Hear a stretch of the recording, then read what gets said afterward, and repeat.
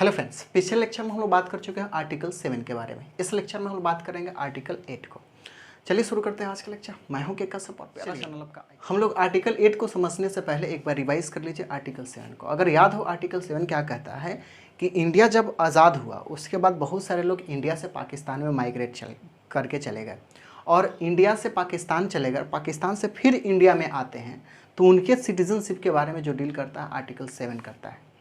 और जो पाकिस्तान से इंडिया में आए उनके लिए सिटीजनशिप की जो बात करता है वो आर्टिकल 6 करता है। तो ये दो आपको याद रखने पड़े। आर्टिकल 8 क्या कहता है? आर्टिकल 8 सिंपल से बात करता है कि इंडियन ओरिजिन के कोई भी व्यक्ति किसी दूसरे कंट्री में जाकर सर्वाइव कर रहे हैं या फिर रह रहे हैं तो उनके सिटीजनशिप की बात करता है। इसी चीज़ को यहाँ लिखा हुआ है, rights of the citizenship of the India of the certain person of Indian origin residing the outside of the India. India के बाहर कहीं रहते हैं लेकिन उनका ओरिजिन कहाँ है? तो इंडिया में है। अब उनका ओरिजिन मतलब मान लीजिए कि मैं ही मान लो यूएसए में रह रहा हूँ, तो क्या मैं इंडिया का सिटीजन होऊंगा?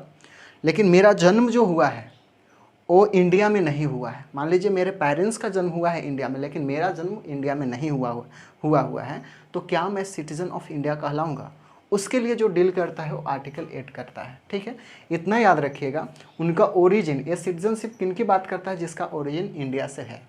अब उसका ओरिजिन किस तरह से डिफाइन करता है? उनका ओरिजिन कहता है कि उनके पेरेंट्स या खुद ही, जैसे जो रह रहा है दूसरे देश में वो, या फिर उसके पेरेंट्स का जन्म या फिर उसके ग्रैंड पेरेंट्स का जन्म अगर अनडिवाइडेड इंडिया में हुआ है, मतलब पाकिस्तान जब नहीं बना उसमें हुआ है, तो वो सिटीजन ऑफ इंडिया कहलाएंगे। यहाँ लिखे हैं, a person who or any of whose parents or the grand parents was born in undivided India but who is ordinarily residing outside of the India. लेकिन वो क्या कर रहे हैं? आउटसाइड ऑफ द इंडिया रह रहे हैं, तो वो क्या कहलाएंगे? सिटीजन ऑफ इंडिया ले सकते हैं या फिर कहलाएंगे।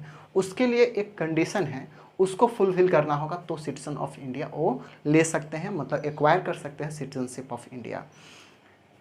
क्या समझ में आया? इंडियन ओरिजिन की कोई भी व्यक्ति किसी दूसरे देश में रह रहा है और फिर से चाहता है कि इंडिया का हम सिटीजनशिप ले, उसके लिए ये डील करता है। वो ले सकता है लेकिन उसके लिए कंडीशन क्या है? He has been registered as a citizenship of India. उनको पहले क्या करना होगा? रजिस्ट्रेशन करना होगा as a citizenship of India by the diplomatic और द कॉन्सुलर रिप्रेजेंटेटिव।